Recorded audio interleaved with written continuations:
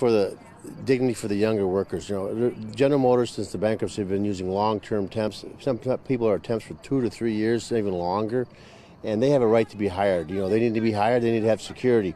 We need to protect those younger workers. You know, they're also, if they are lucky enough to get hired into General Motors, that takes them 8 years to get the full wage, and that is unacceptable. We need to go back to where these people have a clear path to a hire and job security. America deserves that. America helped bail out General Motors. We all deserve that security, and this long-term temp and playing with people's lives is unacceptable. To me, that is the biggest thing we need. We need protection for the younger workers and sourcing. We need to maintain more jobs here in the United States. How long have these temps been working, and what is a normal work week like for them? They work just like the regular people in the plant do, and we have some that are here Monday and Friday.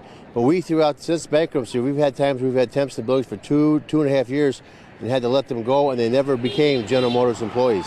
And that is allowed under the national agreement right now because of the bankruptcy. And that, like I said, is an unacceptable practice, and we need to stop that. They need to have a clear path to employment. And negotiations are going to start again this morning. With that being said, how far apart are the two sides right now? I would say they're very far apart, otherwise we wouldn't have called a strike. If there was any chance that we could have worked this out. Nobody wants to do this. You know, we all want a fair and equitable contract, and we're going to be out here until we get a fair and equitable contract for all the workers. And GM has announced some of their plans in terms of negotiations, including higher wages and also putting to use some of the facilities that were shut down. What do you think about some of their proposals right now? Well, I think they're negotiating in the media, and let them to give that to the bargaining up there. And the bargaining, if they're equitable and they're fair, I'm sure that they'll accept them. But that's where that needs to be kept, at the bargaining table. So you don't think that they should be announcing some of their plans? I think they're playing the media. But the UAW is also announcing some of the things they're bargaining for? The UAW have not spoken anything about where we're at or what we're doing or what we're bargaining for. This has been we are bargaining with General Motors. So. Okay, and with that being said, how long do you guys think you will be out here? Until we get a fair and equitable contract. And what are the shifts like right now? Right now, we're asking our members to run 2 6-hour shifts a week, and so we're running 4 6-hour shifts a day. So, and they will be picketing on their respective shifts as they work in the plant too. So that's what we're asking to do: 2 6-hour shifts a week. And what do you have to say to anyone who is still going inside to work in the plant? Well, we don't have any of our workers in there right now, but we do have a housekeeping unit that's not General Motors employees, and they will have to go in there and work.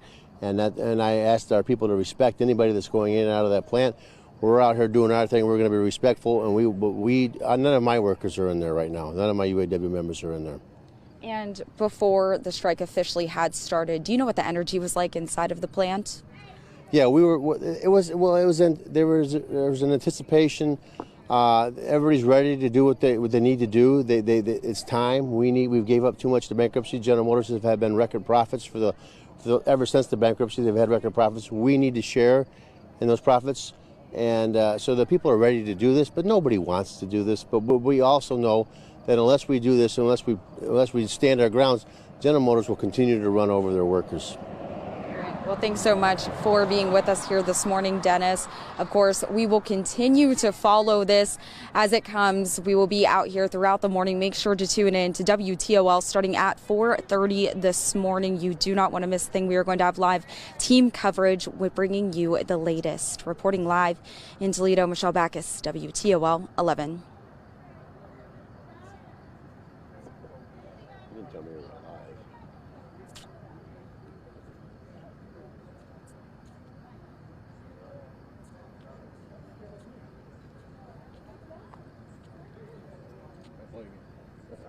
Well said.